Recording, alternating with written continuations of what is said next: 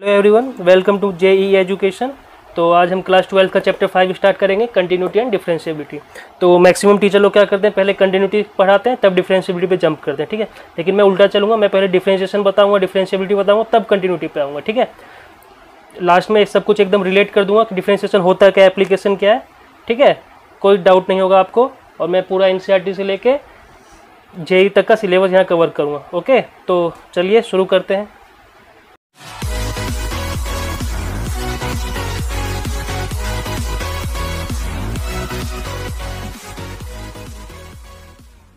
तो सबसे पहले डिफरेंशिएशन होता क्या है, ठीक है। तो उसको मैं 11 से रिलेट करने की कोशिश करता हूँ। 11 में आपने पढ़ा था, कोई भी ऐसी लाइन होती थी, ठीक है, अगर वो वाई एक्सिस को कट कर रही है 0,4 पे, तो मैंने कोई पॉइंट ले लिया और दूसरा पॉइंट यहाँ ले लिया 2,10, ठीक है। ये दो पॉइंट ले लिया, पॉइंट ए ले लिया, पॉइंट बी ले लिया। तो मेरे को अगर इस लाइन का स्लोप निकालना होता था तो मैं स्लोप कैसे निकालता था, स्लोप निकालता था y2 minus y1 upon x2 minus x1, ये होता था स्लोप का फॉर्मूला, ठीक है। तो अगर मैं पॉइंट पुट करूँ x1 y1 x2 y2, ये क्या होगा, ये होगा 10 माइनस 4 अपॉन 2 माइनस 0, तो ये हो गया 6 अपॉन 2 जो क्या है 3। तो स्लोप कितना आ गया, स्लोप को m से डिनोट करते थे वहाँ पे, याद करो, ठीक है। 11th क्लास की बात है ये। तो स्लोप हो गया मेरा 3, ठीक है, स्लोप हो गया 3। और ये इंटरसेप्ट कहाँ है, वाई एक्सिस को कहाँ इंटरसेप्ट कर रहा है, ये 0,4 पे, यानी ये जो इंटरसेप्ट होता था सी की वैल्यू ये 2 होती है। तो मैं इस लाइन की इक्वेशन लिख सकता हूँ, equation of A B, line की इक्वेशन ऑफ ए बी हो जाएगी y equal to m x plus c होता था, y equal to m x plus c, ठीक है। स्लोप मेरा 3 है और इंटरसेप्ट मेरा 4 है, ठीक है। ये 0,4 था तो ये इंटरसेप्ट 4 है, ठीक है। तो y इक्वल टू मेरा हो गया 3x प्लस 4, ये हो गया इस लाइन का इक्वेशन, ठीक। तो अब मैं कहूँ कि मेरे को इस तरीके से मैंने निकाला, और अगर मैं डिफरेंशिएशन से चाहूँ स्लोप निकाल सकता हूँ कि नहीं, बिल्कुल निकाल सकते हैं। तो उसके लिए मेरे को लाइन की इक्वेशन चाहिए। तो कोई भी अगर मेरे पास इक्वेशन है, जैसे 3x प्लस 4 है, उसको अगर मैं डिफरेंशिएट करूँगा, डिफरेंशिएट मतलब dy/dx, ठीक है। वेरिएबल यहाँ x है तो x के रिस्पेक्ट में करेंगे। अब डिफरेंशिएशन कैसे करते हैं वो भी मैं बताऊंगा आपको, 2 मिनट में सब क्लियर हो जाएगा। फिलहाल अभी देखो डिफरेंशिएशन करके आता क्या है। अगर मैं इसको डिफरेंशिएशन करूंगा, 3x का डिफरेंशिएशन 3 और 4 का 0, देखो तो डिफरेंशिएशन करके हमको क्या मिलता है, स्लोप मिलता है। देखो इस लाइन का स्लोप 3 था, यहाँ से पता चल रहा है, डिफरेंशिएशन किया मैंने तो भी स्लोप 3 आ रहा है, ठीक है। तो पहली चीज़ कि कभी भी कोई भी इक्वेशन दिया है लाइन का, अगर मैं उसको डिफरेंशिएट करूँगा तो मेरे को स्लोप मिलेगा। तो डेरिवेटिव या डिफरेंशिएशन मेरे को स्लोप प्रोवाइड करता है, ठीक है, पहली बात। दूसरी बात, जो डेरिवेटिव होता है वो हमको रेट ऑफ चेंज भी बताता है। रेट ऑफ चेंज ये फिजिक्स में आपने बहुत बार पढ़ा होगा, ठीक है। जैसे जब भी वेलोसिटी निकालते थे तो डिस्प्लेसमेंट का डिफरेंशिएशन करते थे ना, ds/dt, तो ये रेट ऑफ चेंज वेलोसिटी देता था हमको, ठीक है। डिस्प्लेसमेंट, डिस्टेंस क्या किस चेंज हो रही है, किसके रिस्पेक्ट में, टाइम के रिस्पेक्ट में। यहाँ पे y चेंज हो रहा है किसके रिस्पेक्ट में, x के रिस्पेक्ट में, ठीक है। dy/dx मेरा स्लोप है, और स्लोप क्या होता था y2 minus y1 upon x2 minus x1, ठीक है। तो इसको मैं लिख सकता हूँ change in y with respect to change in x, ठीक है। डिफरेंशिएशन 2 चीज़ बताता है, पहला तो स्लोप देता है हमको किसी भी लाइन का या किसी भी कर्व का, दूसरा ये हमको रेट ऑफ चेंज बताता है, ओके। तो मैंने फर्स्ट फॉर्मूला लिखा डिफरेंशिएशन का कि d/dx, ठीक है, x की पावर n, ये क्या होता है, x की कुछ भी पावर हो उसका अगर मेरे को डिफरेंशिएशन करना है, ठीक है, इसका मतलब कोई भी अलजेब्रिक फंक्शन उसका डिफरेंशिएशन करना है तो होता है n इंटू x की पावर n-1। पावर डिक्रीज हो जाती है, एक से अगर n है तो n-1 हो जाएगा, और जो पावर है वो कोफिशिएंट में मल्टीप्लाई में आ जाएगा, ठीक है। तो अब इसके कुछ एग्जांपल्स लेते हैं, एक एक करके सारे फॉर्मूले ऐसे एग्जांपल्स के थ्रू समझते जाएंगे, ठीक है। पहले इसको समझते हैं। तो जैसे मैं बोलूँ कि एक्स स्क्वायर का डिफरेंशिएशन क्या होगा, d/dx ऑफ एक्स स्क्वायर, ठीक है। मतलब जो यहाँ पे x है वही उसी के रिस्पेक्ट में डिफरेंशिएशन हो रहा है, तो उसको वेरिएबल मानेंगे तभी डिफरेंशिएट होगा, ठीक। तो एक्स स्क्वायर अगर इस फॉर्मूले से जाए तो ये होगा 2 इंटू एक्स की पावर 2 माइनस 1, तो इसको बोलेंगे 2 इंटू एक्स की पावर 1, इसका मतलब 2x, ठीक है। एक्स स्क्वायर का डिफरेंशिएशन अगर मेरे पास होता कि डिफरेंशिएशन करो 2x स्क्वायर का या 2x क्यूब का, चलो मैं 2x क्यूब ले लिया, तो देखो अब इस साथ में कांस्टेंट आ गया तो उसको हमेशा बाहर कर लो, कांस्टेंट को हमेशा बाहर कर लो। तो अब मेरे को क्या करना है, डिफ्रेंशिएशन ऑफ एक्स क्यूब। तो एक्स क्यूब का डिफ्रेंशिएशन क्या होगा 3x²।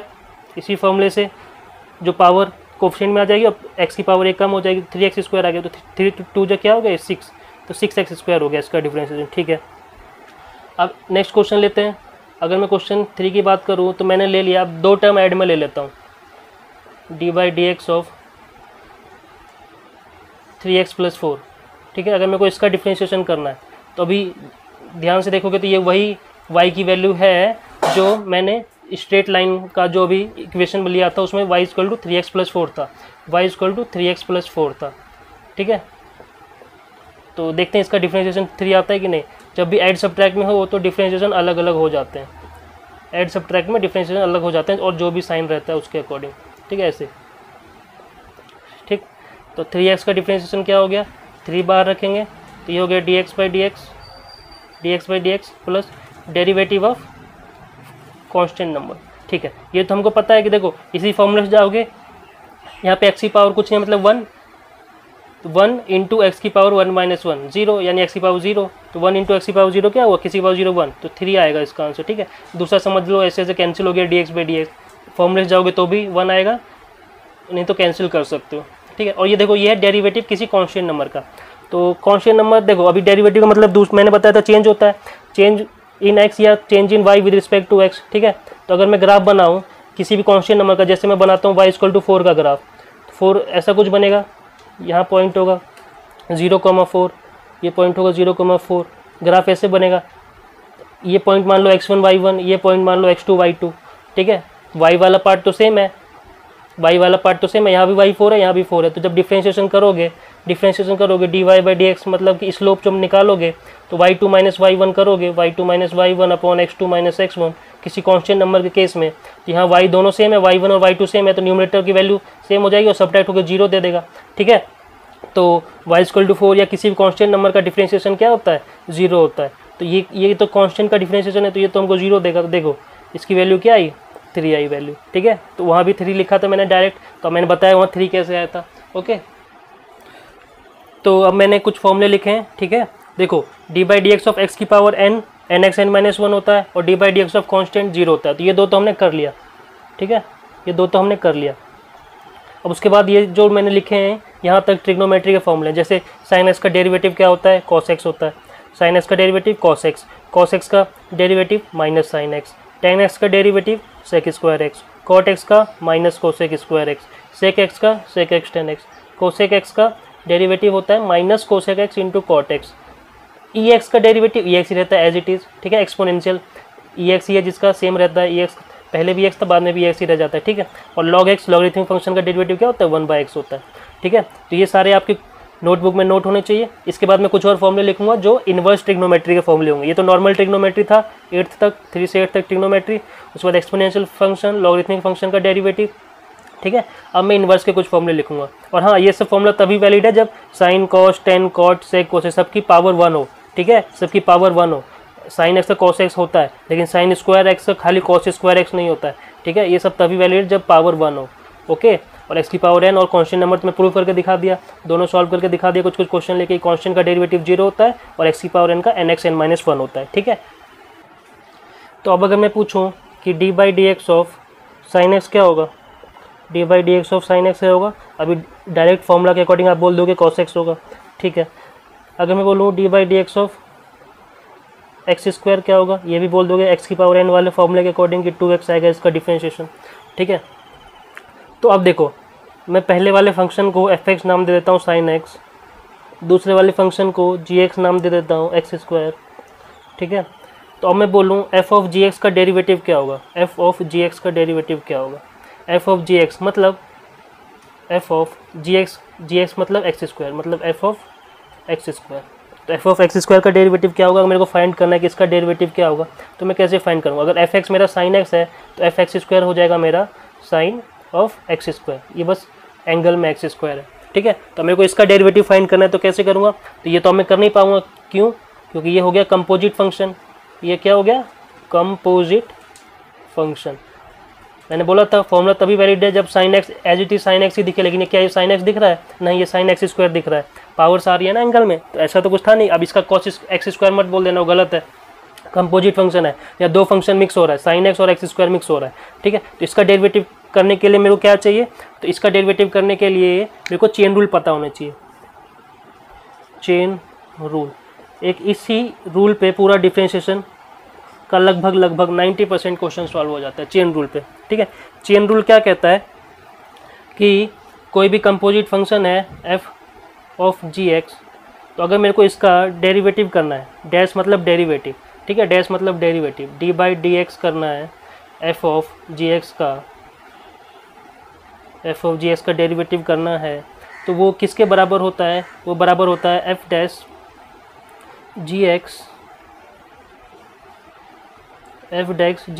इंटू जी डैश एक्स के, ठीक है। अगर मेरे को किसी भी कंपोजिट फंक्शन का डिफरेंशिएशन करना है तो चेन रूल कहता है कि पहले इस पूरे फंक्शन को डिफरेंशिएट कर दो, ठीक है, और उसके बाद जो जी एक्स आ रहा था उसमें उसको इनटू में डिफरेंशिएट कर दो, ठीक है। अब ऐसे तो ये समझ नहीं आएगा क्या होता है, अब क्वेश्चन करेंगे इस पर तो और अच्छे से क्लियर होगा, ठीक है। तो अब इसका डेरिवेटिव करना है मेरे को, एफ ऑफ जी एक्स का डेरिवेटिव करना है डी बाई डी एक्स, ठीक है, इसका डेरिवेटिव करना है। देखते हैं क्या आता है। तो पहले तो मैंने बोला पूरे फंक्शन को डेरिवेटिव कर दो, ठीक है, तो इसको x मान के डेरिवेटिव कर दो। समझ लो कि ये x लिखा है, तो साइन x का क्या होता है, cos x, साइन x का cos x होता है, ठीक है, साइन x का cos x होता है। इसको x समझ के डिफरेंशिएट कर दो, कर दिया मैंने, ठीक है। अब जो x की जगह आ रहा है, x की जगह क्या आ रहा है, एक्स स्क्वायर, तो उसको डिफरेंशिएट कर दो। यही कह रहा था चेन रूल कि पहले पूरे को डिफरेंशिएट कर दो, ठीक है, और जो बाद में x की जगह आ रहा है उसको इंटू में जी एक्स कर दो। तो कर दिया मैंने इंटू में उसका डेरिवेटिव का जी एक्स, ठीक है, जी एक्स का डेरिवेटिव ना जी डैश एक्स, तो कॉस एक्स स्क्वायर तो एज इट इज रहेगा, वो तो हो चुका डिफरेंशिएट, और इसको जब चेन रूल से करेंगे तो ये हो जाएगा 2x। तो मेरा आंसर आया 2x into cos of x square, ठीक है, ये मेरा फाइनल आंसर आया चेन रूल से। तो मैंने नेक्स्ट क्वेश्चन लिया D by d x of sine 2x, ठीक है, साइन 2x का डेरिवेटिव करना है। तो साइन 2x का फिर से देखो, इस पूरे को समझ लो कि x ही लिखा है, तो साइन x का डेरिवेटिव क्या होता है, कॉस x, ठीक है, क्योंकि अब इसको मैं x सपोज कर रहा हूँ तो पूरा x की जगह ही पूरा आएगा। और फिर चेन रूल कहता है कि जो x की जगह आ रहा है उसका डेरिवेटिव कर दो, मतलब डेरिवेटिव ऑफ 2x, ठीक है। तो ये हुआ cos 2x इंटू 2x का डेरिवेटिव, 2 कॉन्स्टेंट है, बाहर आ जाएगा, कॉन्स्टेंट नंबर बाहर आ जाता है, फिर बचा dx बाई dx, वो तो 1 होता है, ठीक है। तो आंसर आया 2 cos 2x, ठीक है। अगर मैं इस पर पावर लगा देता तो क्या चेंज आता, अगर मैं इस पर सेम क्वेश्चन लेता, पावर लगा देता, D by d x of sine of 2x का होल स्क्वायर कर दिया मैंने, ठीक है। इसको अगर मेरे को सॉल्व करना है तो क्या करूँगा, देखो पहले इस पूरे को अब x मानना पड़ेगा, क्योंकि D by d x of x की पावर n का पहले आइडेंटिटी लगेगा, इसमें फॉर्मूला लगेगा, ठीक है, d by d x of x की पावर n वाला। तो एक्स की पावर n कहता है n x n-1 कर दूंगा मैं, ठीक है। उसके बाद चेन रूल कहता है कि जो x की जगह आ रहा है उसका डेरिवेटिव करो, जो x की जगह आ रहा है या जी एक्स आ रहा है उसका जी डैश एक्स करो इंटू में, तो करो, तो साइन 2x का derivative D by d x of sine 2x, ठीक है, d by d x of sine 2x। तो ये क्या आएगा, ये तो एज इट इज रह जाएगा 2 साइन 2x, ठीक है। अब साइन 2x का डेरिवेटिव cos 2x, अब ध्यान से देखोगे तो ये भी साइन x तो नहीं है ना, x की जगह इसमें भी 2x आ रहा है, तो इंटू में एक बार और चेन रूल लगेगा, D by d x of 2x का डेरिवेटिव, ठीक है। तो फाइनल आंसर आएगा 2 into sine 2x into cos 2x into 2x का डेरिवेटिव 2 होगा, क्योंकि 2 कॉन्स्टेंट है, बाहर आएगा, और D x by d x 1 हो जाएगा, ठीक है। तो ये फाइनल आंसर हुआ 2 2 4 sign 2x into cos 2x, ठीक है। ये फाइनल आंसर हुआ इसका। दोनों में समझ आया कि पावर आने से क्या हुआ, यहाँ नॉर्मल चेन रूल लगा, यहाँ पावर लग गया तो 2 बार चेन रूल लगा, ठीक है, x की पावर n पहले लगा, और उसके बाद फिर से यहाँ पे 2x आ रहा था तो उसका एक बार और चेन रूल, ओके। तो मैंने 4 क्वेश्चन नोट किए हैं, ठीक है, एक एक करके सब सॉल्व करते हैं। पहला क्वेश्चन है d by d x of root x का डेरिवेटिव क्या होगा, देखो रूट एक्स का डेरिवेटिव सॉल्व करने के लिए, देखो रूट मतलब क्या होता है, पावर हाफ होती है, सबको पता है। इसका मतलब ये हुआ कि D by d x of x की पावर हाफ, ठीक है।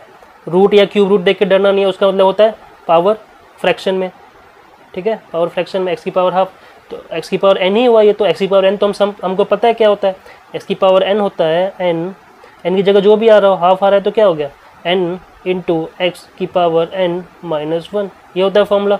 रूट लगने का मतलब हाफ, तो यही हुआ फॉर्मूला।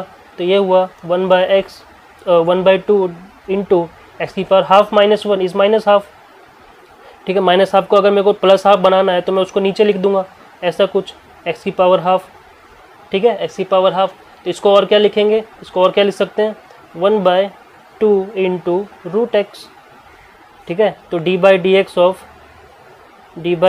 ऑफ रूट एक्स हुआ 1/2 रूट एक्स, ठीक है। तो कई बार इसको फॉर्मूले की तरह भी याद रखना पड़ जाता है, इसको याद रख लो आप। इसको फॉर्मूले में 10 फॉर्मूला लिखा था, उसके बाद ये 2 और लिख लो, ये एक लिख लो, इसके बाद और कोई एक ही लिखवाऊंगा। तो d by d x of root x क्या होता है, d by d x of root x होता है 1/2 root x, 1/2 root x, 1/2 root x denominator में, ठीक है। तो फर्स्ट क्वेश्चन मैंने सॉल्व कर दिया, रूट एक्स का डेरिवेटिव 1/2 रूट एक्स। तो फर्स्ट क्वेश्चन हो गया, ये क्वेश्चन हो गया। अब सेकंड क्वेश्चन देखेंगे। सेकंड क्वेश्चन में क्या है, ई की पावर रूट एक्स। देखो ई की पावर एक्स का डिफरेंशिएशन हमने देखा था कि ई की पावर एक्स का डिफरेंशिएशन ई की पावर एक्स ही रहता है, ठीक है। तो ई की पावर एक्स का ई की पावर एक्स ही रहता है, ई की पावर एक्स, लेकिन ये एक्स नहीं है ना। ये चेन रूल क्या कहता है कि एक्स की जगह जो आ रहा है उसको इंटू में डिफ्रेंशिएट कर दो, यानी डी बाई डी एक्स यहाँ पे इंटू में आ जाएगा रूट एक्स का। एक्स की जगह रूट एक्स आ रहा है तो उसका डिफ्रेंशिएशन इंटू में। तो रूट एक्स का डिफ्रेंशिएशन तो अभी मैंने सॉल्व किया कि 1/2 रूट एक्स होता है, डी एक्स का डिफ्रेंशिएशन 1/2 रूट एक्स होता है। तो इसका आंसर हो गया ए की power root x upon 2 root x, a की पावर रूट एक्स इंटू इसका डिफ्रेंशिएशन जो आएगा 1/2 रूट एक्स। तो 1 तो एज इट इज यहाँ दिखेगा, नहीं दिखेगा, बात बराबर है, 1 से मल्टीप्लाई, ई की पावर रूट एक्स, ई की पावर रूट एक्स ही रहेगा। तो ये हुआ इस क्वेश्चन का आंसर, ठीक है। इसको सॉल्व करना अभी मैंने ऊपर ही सॉल्व किया है, ठीक है। तो 2 लाइन सॉल्व होगी और ये आंसर आ जाएगा, ओके।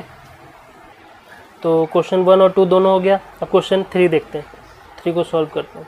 देखो 3 पे क्या है, इस पूरे पे रूट लगा है, तो d by d x of under root of e की power under root of x. मैंने इसको सॉल्व, ये क्वेश्चन लिया, इसको सॉल्व करते हैं। देखो फिर से रूट लग गया पूरे पे, किसी पे भी रूट लग जाए तो रूट एक्स का डेरिवेटिव होता है 1/2 रूट एक्स।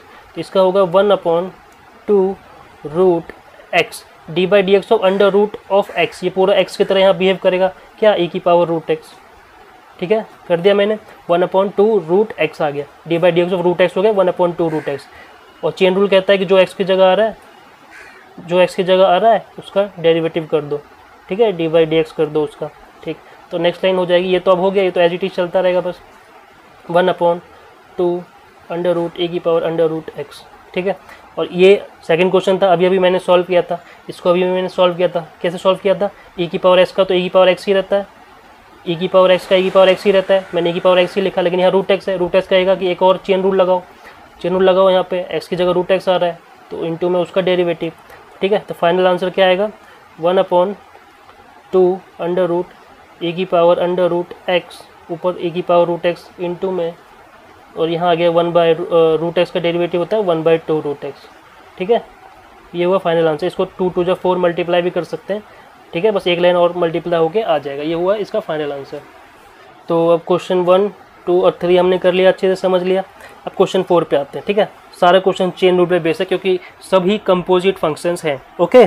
तो log x का डिफरेंशिएशन क्या होता है, log x का 1/x होता है, ठीक है। खाली log x रहता तो मैं 1/x लिखता, लेकिन यहाँ पे क्या है, d by d x of log of under root x की पावर 2, ठीक है। तो जैसे पावर आ जाए तो पहले पावर सॉल्व करते हैं, एक्स की पावर n लगेगा, ये पूरा एक्स की तरफ बिहेव करेगा, एक्स की पावर n।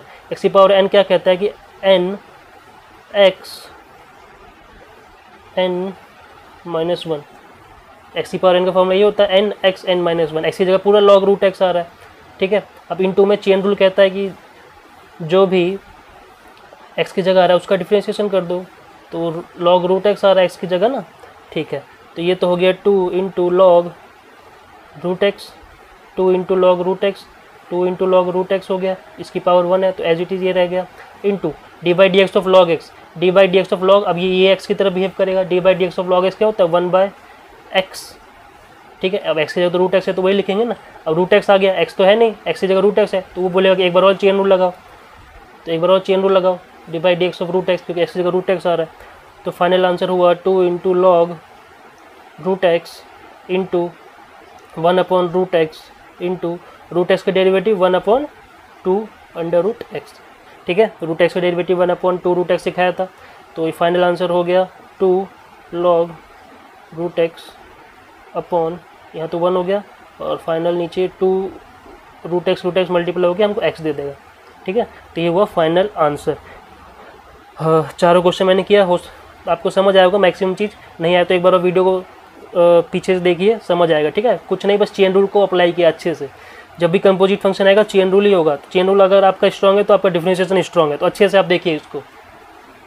ठीक है, तो वैसे यहाँ एक चीज़ और कर सकते हैं क्या कि 2 से 2 कैंसिल भी कर सकते हैं, है ना। उसके बाद आ जाएगा log root x upon x, तो ये आंसर भी सही है। ओके, तो मैंने 4 क्वेश्चंस और लिखे। ठीक है, तो अब आपको चेन रूल का अच्छे से आइडिया हो गया है। तो आप पहले ये 4 क्वेश्चंस खुद ट्राई करिए, वीडियो पॉज करिए, खुद ट्राई करिए, उसके बाद मेरा सॉल्यूशन देखिएगा। ओके, तो मैं मान लेता हूँ कि अब आपने ट्राई कर लिया है, तो अब मैं सॉल्व करने जा रहा हूँ। ठीक, तो फर्स्ट क्वेश्चन है d/dx ऑफ 2x + 3 का होल स्क्वायर। देखो ये x की पावर n बन रहा है, ये पूरा x की तरफ बिहेव करेगा। तो ये क्या बोलता है, x की पावर n कि n x की पावर n-1 हो जाएगा, n x की पावर n-1 हो जाएगा, और इनटू में n x की पावर n-1 इनटू में 2x +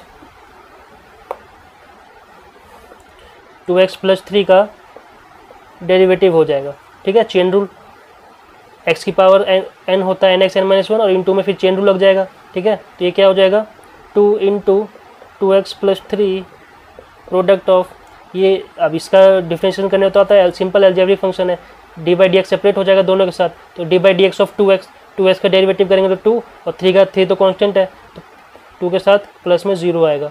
ठीक है, जब इसको डेरिवेटिव करेंगे तो 2 + 0, 2 + 0 = 2, तो ये हो गया 2 × 2 = 4, 4 × 2x + 3। तो 4 को चाहे अंदर मल्टीप्लाई भी कर सकते हो, 4 × 2 = 8x + 4 × 3 = 12। तो ये हुआ इस क्वेश्चन का फाइनल आंसर। तो फर्स्ट क्वेश्चन हो गया। आप सेकंड पे जंप करते हैं। देखो ये क्या है, d/dx ऑफ रूट एक्स।